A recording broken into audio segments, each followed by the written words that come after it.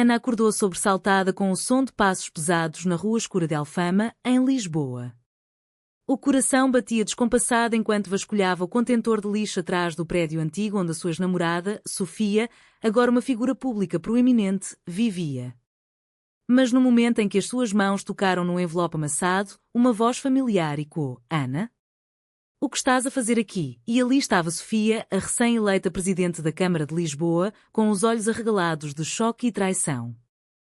Aquela descoberta noturna não era um ato aleatório de curiosidade, era o culminar de meses de dúvida e sofrimento interior que Ana carregava desde o fim abrupto da relação delas, há 2 anos. Sofia, sempre ambiciosa e calculista, havia terminado tudo de repente, alegando pressões familiares e a necessidade de uma vida normal para a sua carreira política. Ana, uma professora de literatura de 28 anos, com cabelos castanhos ondulados e olhos verdes penetrantes, nunca aceitara bem o fim. Ela amava Sofia profundamente, uma mulher de 30 anos com cabelos pretos curtos e olhos castanhos quentes, cuja presença sempre fazia sentir viva.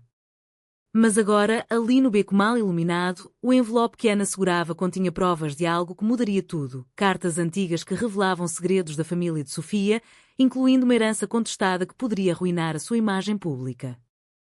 Ana sentiu o mundo girar.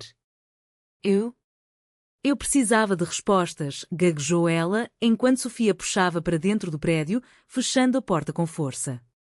A tensão no ar era palpável. Sofia, agora uma líder respeitada na cidade, via a sua privacidade invadida pela mulher que outrora amara. Como pudeste descer tão baixo? Perguntou Sofia, a voz tremendo de raiva e dor. Ana, por sua vez, sentia o peso da sua própria decisão impulsiva, uma escolha que nascera de noites insones, questionando se o amor delas fora real ou apenas uma ilusão conveniente para Sofia. A família de Sofia, conservadora e influente no meio católico lisboeta, sempre fora um obstáculo. O pai, um empresário bem-sucedido, e a mãe, devota religiosa, haviam pressionado Sofia a casar com um homem de boa família para manter as aparências. Ana recordava as discussões acaloradas, as noites em que Sofia chorava nos seus braços, dividida entre o amor e o dever filial. Mas naquela noite, o confronto escalou rapidamente. Sofia arrancou o envelope das mãos de Ana, rasgando em pedaços sem olhar. Isto acaba aqui. Sai da minha vida de uma vez por todas, disse ela, empurrando Ana para fora. Ana cambaleou para a rua, as lágrimas misturando-se com a chuva fina que começara a cair.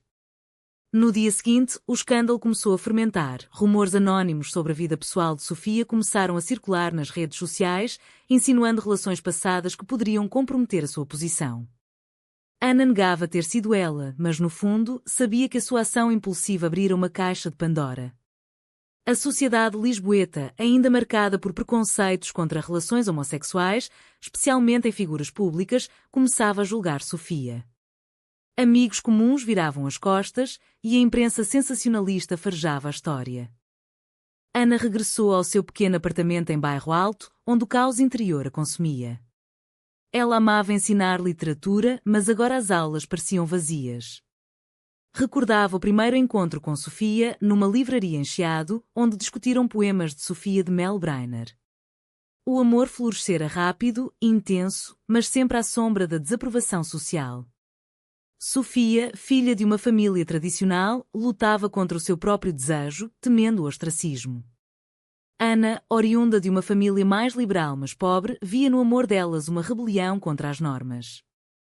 Mas a decisão de Sofia de terminar tudo para perseguir a carreira política fora um golpe devastador.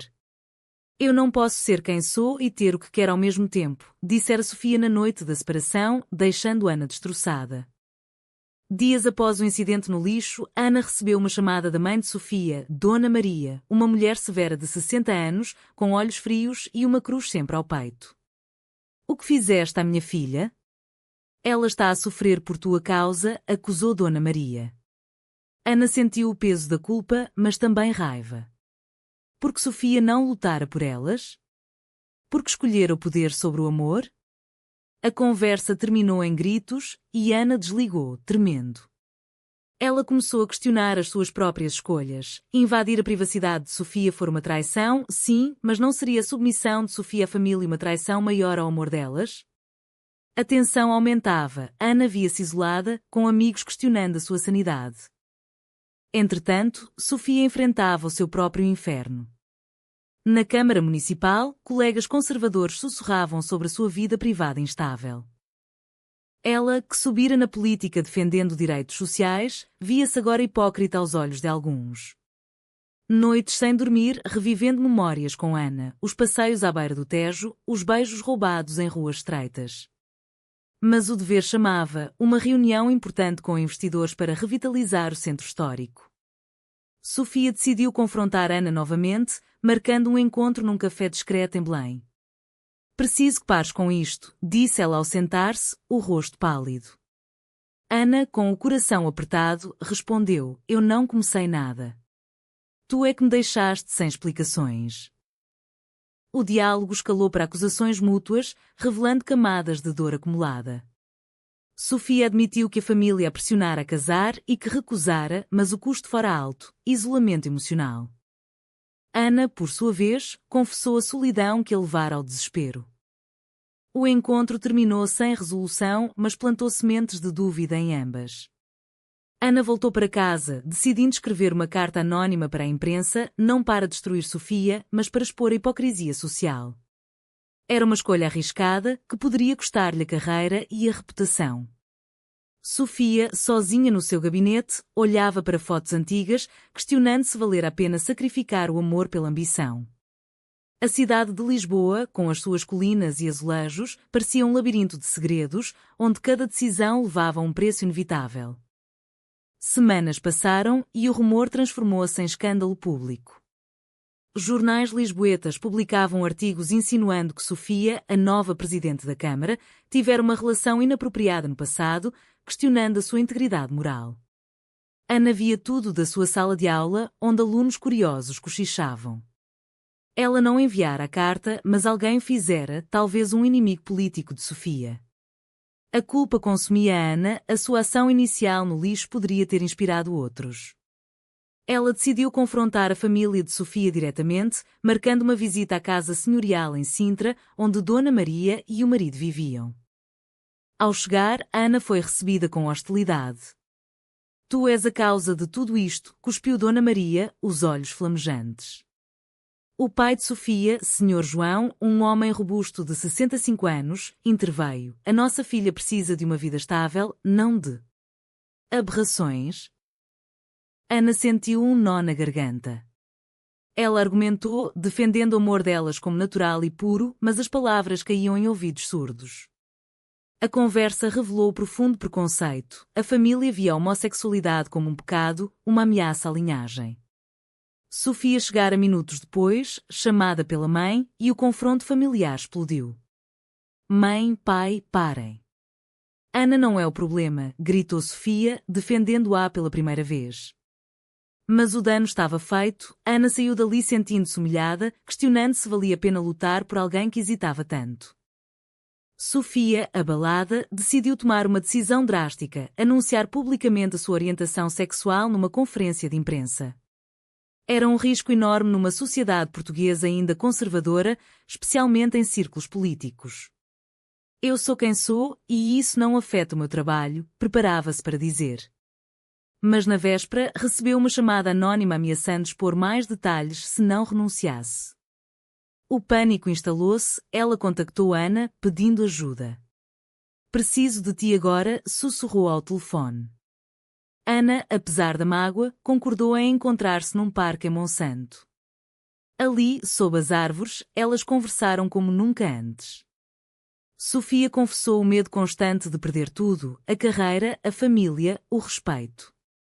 Ana partilhou a sua própria luta, crescer numa família pobre, onde o amor era o único luxo, e ver esse amor negado por normas sociais. O encontro reacendeu faíscas antigas, mas também destacou as diferenças. Sofia queria discrição, Ana, autenticidade. Elas decidiram investigar juntas quem espalhava os rumores. Descobriram que era um rival político, um homem conservador que via em Sofia uma ameaça. Confrontá-lo exigiria provas, e Ana sugeriu vasculhar o escritório dele, uma ideia perigosa, e quando o seu erro inicial. Sofia hesitou, mas concordou, vendo nisso uma chance de redenção. A operação noturna foi tensa, infiltraram-se no edifício, corações acelerados. Encontraram e-mails incriminadores, mas foram quase apanhadas por um segurança. Fugindo pelas ruas de Lisboa, elas riram nervosamente, sentindo uma conexão revivida. No entanto, o preço veio rápido. O rival, suspeitando, contra-atacou com mais leaks, incluindo fotos antigas de Ana e Sofia juntas. A imprensa explodiu, Sofia viu-se pressionada pela família a renunciar. Dona Maria apareceu no seu apartamento, chorando, pensa nós teus sobrinhos, na nossa reputação. Sofia, dividida, gritou de volta, e na minha felicidade? Ana, assistindo de longe, sentiu o peso da sua influência. Ela decidira apoiar Sofia, mas agora questionava se o amor delas valia a destruição de vidas. Amigos comuns começaram a dividir-se, alguns apoiavam, outros condenavam. A sociedade lisboeta debatia nas redes, era Sofia uma heroína ou uma hipócrita? Ana enfrentou o seu próprio dilema ético. Como professora, via alunos questionando temas de identidade nas aulas. Uma aluna confidenciou-lhe ser lésbica, inspirada pela história de Sofia. Isso tocou Ana, mas também a fez refletir sobre as consequências das suas ações. Ela escreveu um diário, registando os conflitos internos. O desejo de vingança inicial transformara-se em arrependimento, mas também em determinação para lutar contra o preconceito. Sofia, por sua vez, preparava-se para a conferência, sabendo que poderia perder tudo. O alto-falante da Câmara ecoaria as suas palavras, mas o eco no seu coração seria mais profundo. A noite antes da conferência, elas encontraram-se novamente. Se eu fizer isto, perco a família, disse Sofia. Ana respondeu, mas ganhas a ti mesma. O beijo que se seguiu foi breve, carregado de emoção, mas sem promessas. Ambas sabiam que as escolhas dali em diante teriam custos irreparáveis. Lisboa dormia, alheia ao drama que se desenrolava nas suas sombras. A conferência de imprensa no Passos do Conselho foi um furacão. Sofia subiu ao pódio, o rosto composto, mas os olhos traíam o turbilhão interior. Sim, tive uma relação com uma mulher no passado. Isso não me define como líder, mas como humana, declarou ela, a voz firme. A sala explodiu em perguntas. Jornalistas questionavam a sua moral, a influência na política. Sofia defendeu-se com lógica, citando leis progressistas portuguesas sobre direitos LGBT, mas o dano estava feito. Nas ruas, manifestantes conservadores protestavam, enquanto apoiantes aplaudiam. Ana assistia pela televisão no seu apartamento, o coração apertado. A decisão de Sofia fora corajosa, mas o preço imediato foi a renúncia forçada de aliados políticos. A família reagiu com fúria. Senhor João deserdou Sofia verbalmente numa chamada, não és mais da nossa família. Dona Maria, entre lágrimas, implorou que se retratasse, invocando a fé católica. Sofia, sozinha no seu gabinete, quebrou-se. Ela contactou Ana, chorando. Perdi tudo por quê? Por nós? Ana correu para lá, abraçando-a. Pela primeira vez, Sofia admitiu o erro de ter terminado a relação por medo. Eu traí-nos às duas, confessou. Mas Ana, refletindo, viu a sua própria traição no incidente do lixo. Elas decidiram unir forças contra o rival, usando as provas para o expor. Uma denúncia anónima à polícia levou à investigação dele, aliviando a pressão sobre Sofia. Contudo, a vitória foi amarga. Sofia manteve o cargo, mas a reputação manchada.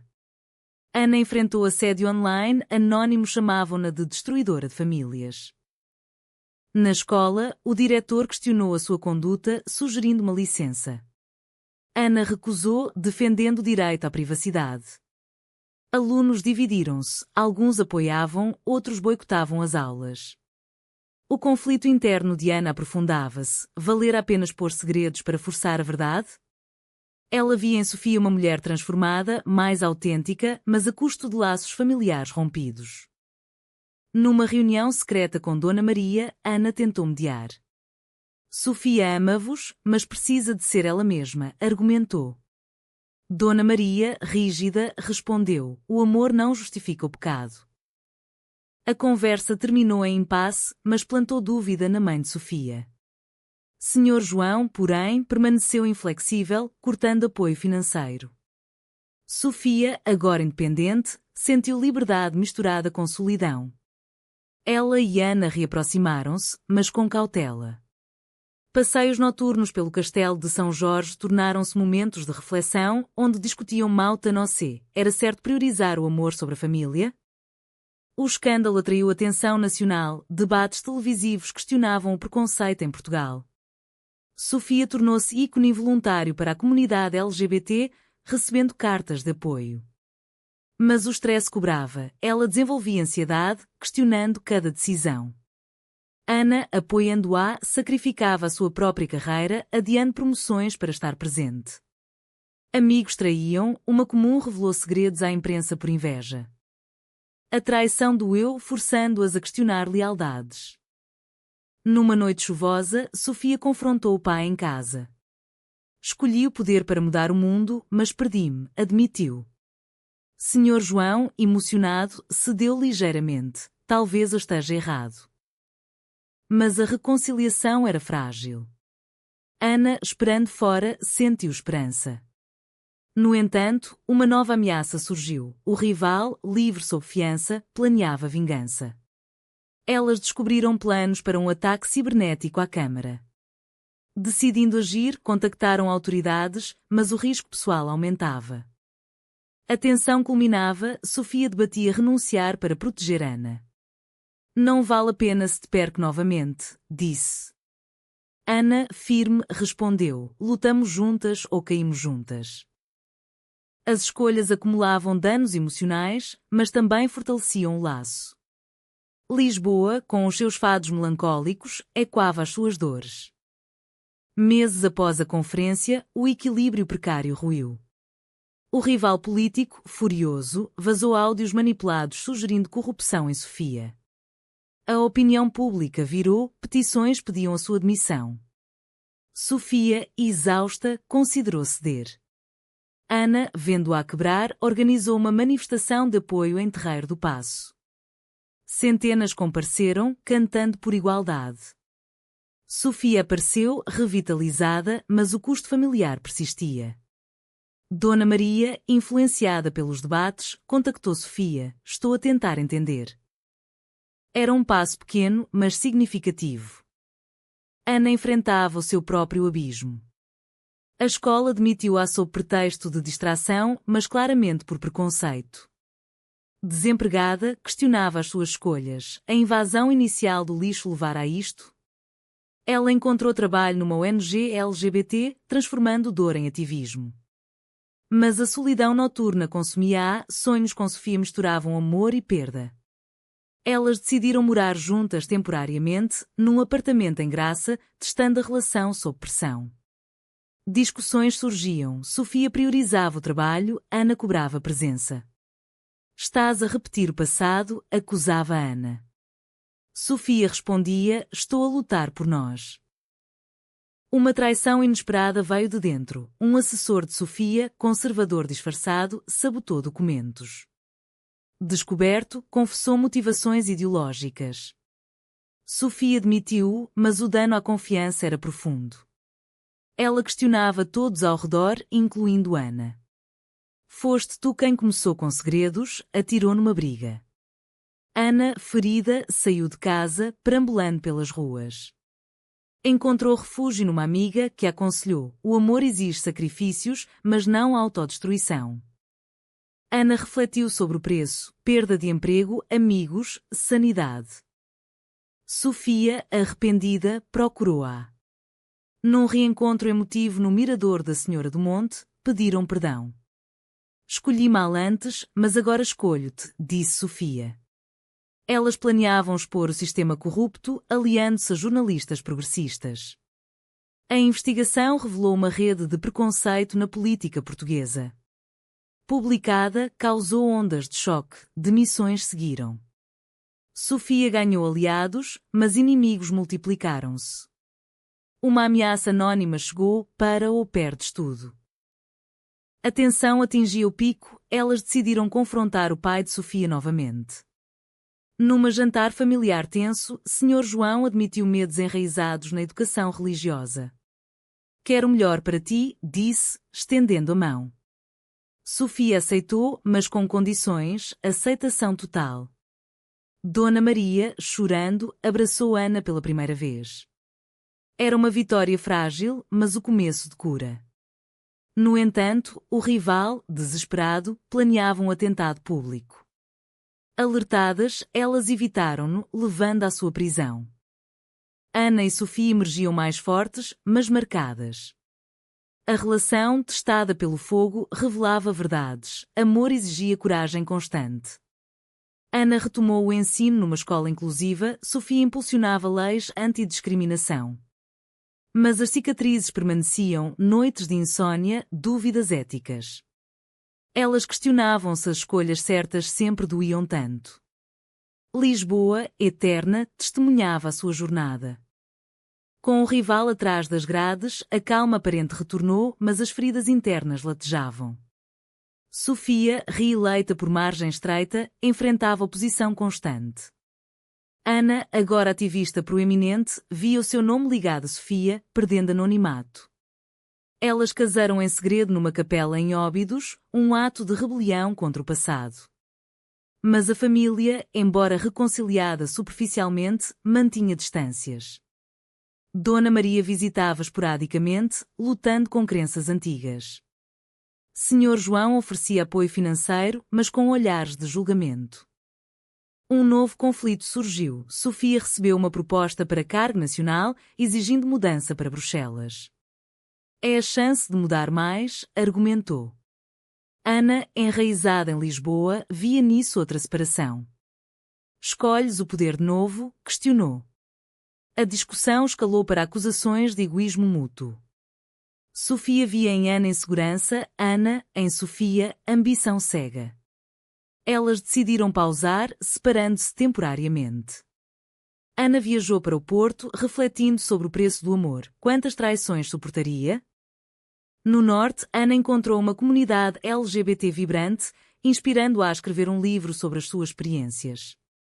O manuscrito, cru e emocional, expunha conflitos internos, pressões sociais e escolhas morais. Sofia, sozinha em Lisboa, lia rascunhos enviados, chorando pelas perdas compartilhadas. Ela rejeitou a proposta de Bruxelas, escolhendo Ana sobre a carreira. O poder sem ti é vazio, confessou ao regresso de Ana. Elas reconciliaram-se, mas com lições aprendidas, comunicação aberta, limites claros. Anos passaram, Sofia reformou políticas inclusivas, tornando Lisboa mais acolhedora. Ana publicou o livro, gerando debates nacionais sobre identidade e preconceito. A família evoluiu. Dona Maria juntou-se a um grupo de apoio para pais de filhos LGBT, Sr. João orgulhava-se discretamente. Mas as sombras persistiam, ocasionalmente, rumores ressurgiam, testando a resiliência delas. Elas enfrentavam juntos, pagando o preço com maturidade. No final, sentadas à beira do Tejo, Ana perguntou: valeram as dores? Sofia sorriu: sim, porque nos tornaram reais. A jornada, cheia de confrontos, traições e despertares, moldara-as. Mas uma questão pairava: será que trair os próprios valores por amor é sempre uma escolha errada?